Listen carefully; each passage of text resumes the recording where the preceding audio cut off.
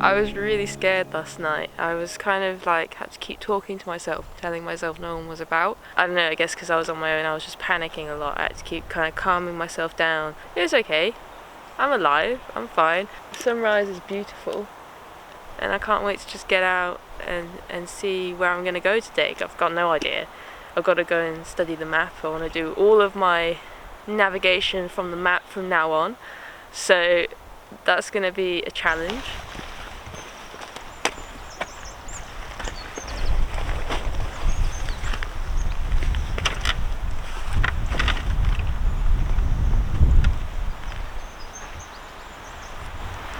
Alright, I think I'm just about finished packing up, but this is probably the most awkward, or you could say inconvenient way of doing bikepacking, because I've packed everything into my hiking bag on the presumption that the bike's going to break down. I'm going to need to carry everything myself, which means that every single time I want to get into anything, I have to unpack the whole thing to get any of my stuff.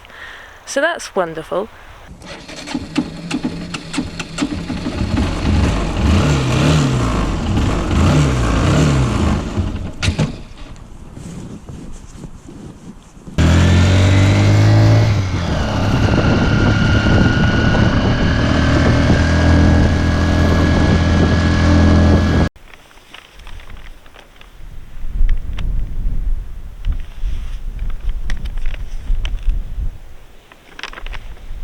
My two official points of inconvenience that I'm aiming for are the ones that are based in Wales. So it's POI number 42 first, which is called Water Break Its Neck Byway, which sounds wonderful. And then POI number 1, Strata, Florida. Both of these are apparently really muddy byways that are just notoriously difficult to do. So I'm going to try and do both of them on a broken bike.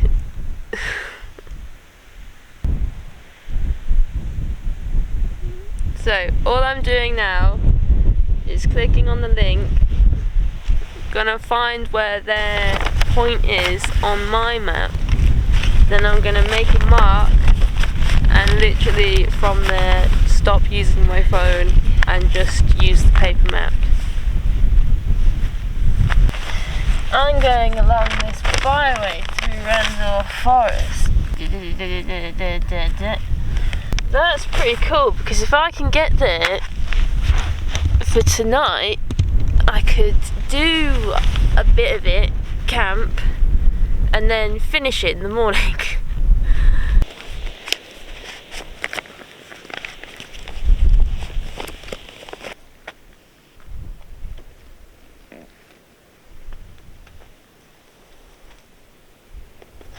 So I suppose at this point I should address the elephant in the room, which is obviously the giant heavy kid scooter that I had strapped to the back of my bike. I think it's the perfect encapsulation of how much faith I had in this motorbike. It was essentially my Top Gear Challenge backup vehicle. I figured at some point the motorbike would be ditched and I would be scootering along down a byway with a massive rucksack on.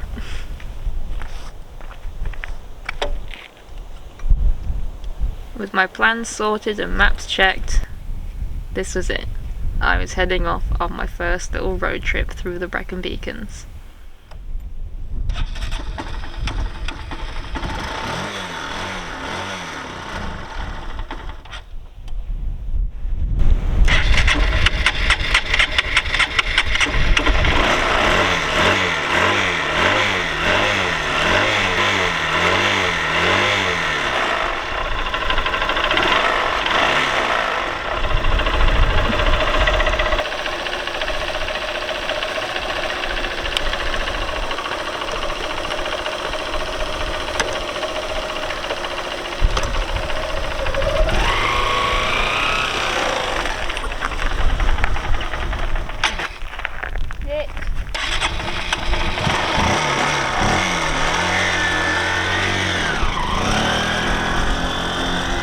I don't think I realised how much faff having a paper map on a motorbike would be, but I soon figured it out. My map thing, I put it around my mirror and then I just sit it on my tank as I'm going along. Now I've got some roads to remember, so I'm just going to write it on. Super good. Why do we even need sat-nav?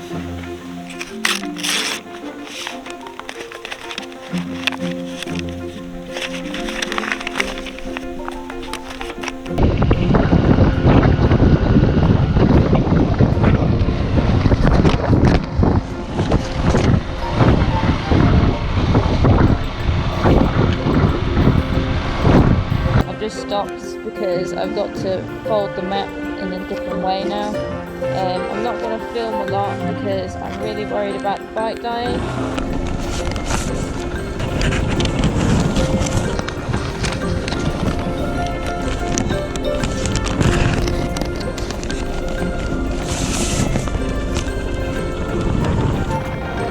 So I threw in a few landmarks which were off route for me, and this one, it was pretty cool. It was an old Stone Age monolith.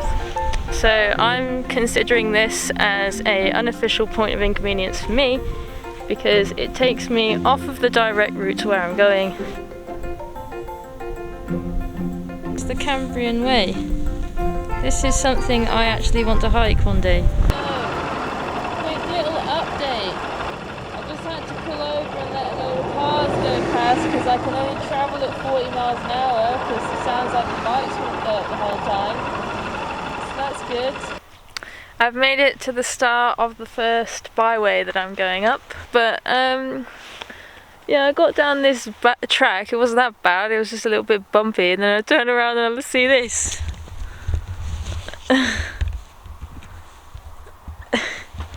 All my things are just hanging off of one side. I am certain this wasn't like this down the road.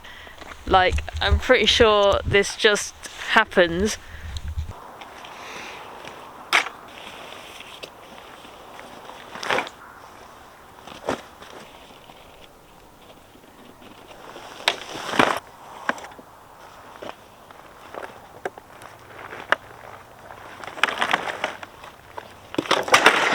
Out. I'd only just finished picking up the bike and moving all my stuff out the way when a car came out of the byway. It was two fellow Mongol Rally X's. They told me that they'd just been stuck in a hole for 3 hours and had to get pulled out by a farmer. This obviously filled me with confidence, and I packed my things back onto the bike, hoping that I'd done a better job this time.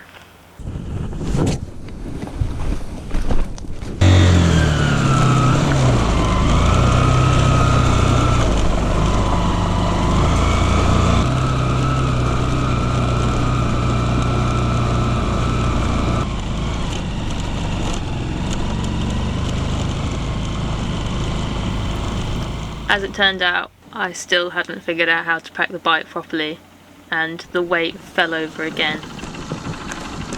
Well, it happened again, but on the other side.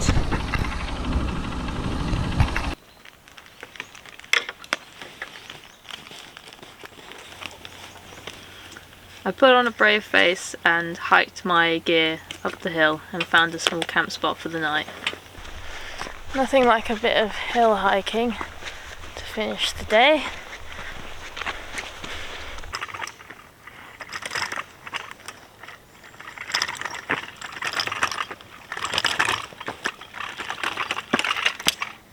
Well, I might as well test it out. It's a terrible idea. So we're all clear. And it was in this moment that I realised how stupid of an idea it was. There was no way I would be able to get all the way down a byway pushing myself along on a freaking scooter. It was ridiculous.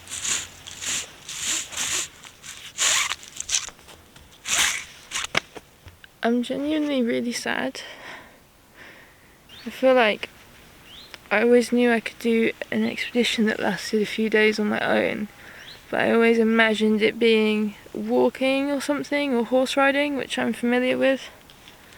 What's stressing me out at the moment is that I have never ridden a bike off-road before properly, and I'm about to attempt it with all this weight, and the bike's like broken, and like, wow, what have I got myself into?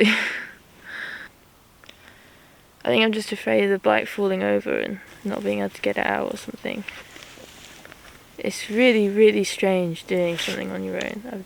I've never done this before.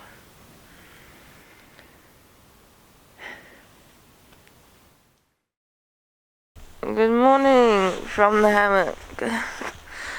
I slept a lot better last night than the night before. It's currently 7 AM, so I'm gonna get up and start packing up because I'm still bricking this.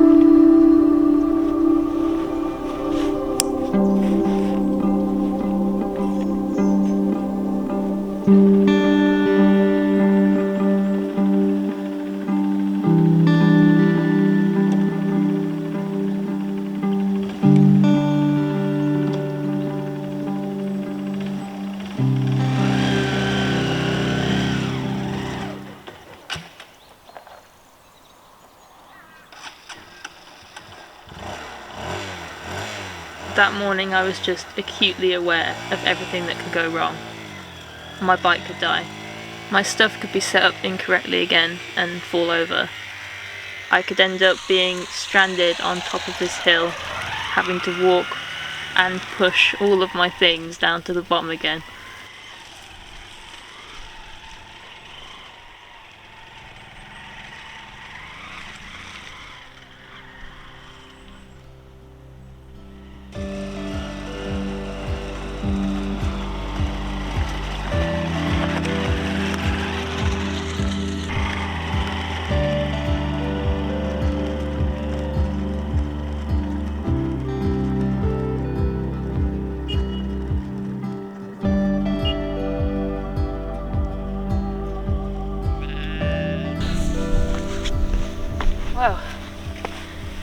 Well, I've got two things to report. The bike stopped 3 times going up that hill. I think it is deteriorating, although it doesn't help starting it cold in the morning and then immediately razzing it up a hill. But in other news, my stuff hasn't fallen over. So that means that my system this time is a lot better. So as I rode along towards my first little water puddle thing, I was completely filled with anxiety. I didn't know what would happen when my bike hit the water, and I was scared that the weight or my tyres or something would be wrong for that terrain.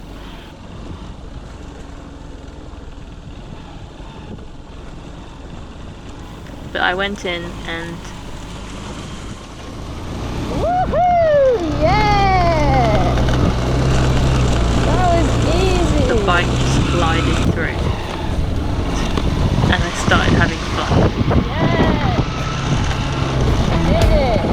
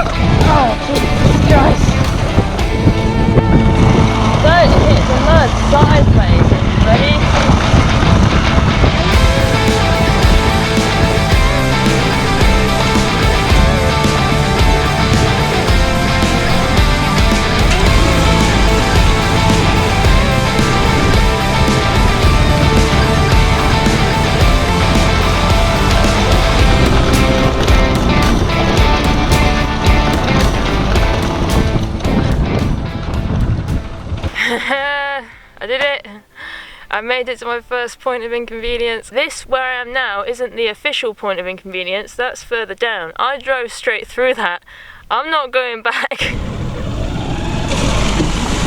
Whoa. But this is like the next field across, so congratulations to me for making it this far. It's an absolutely epic view. I was so scared of waking up this morning and doing it. Like, I woke up late, I took ages to pack, I just didn't want to go, but I knew I had to at least try.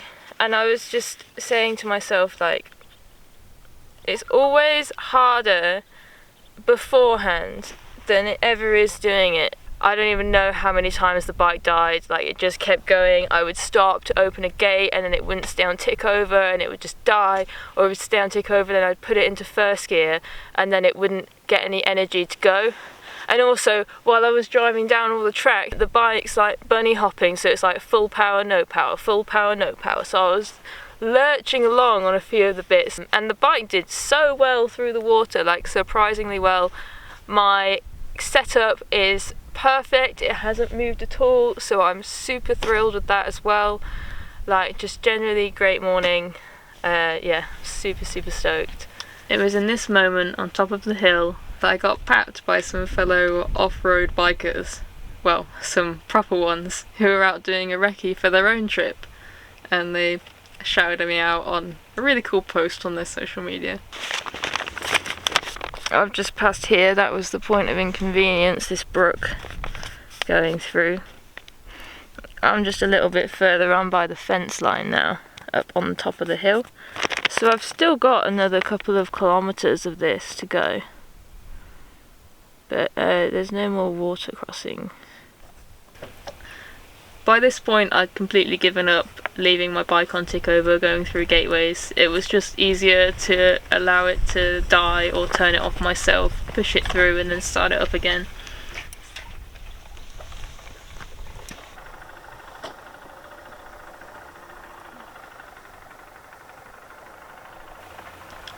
The rest of the journey wasn't that noteworthy, and I ended up rounding off this little byway with a pretty convenient inconvenient stop-off point, a pub just down the road.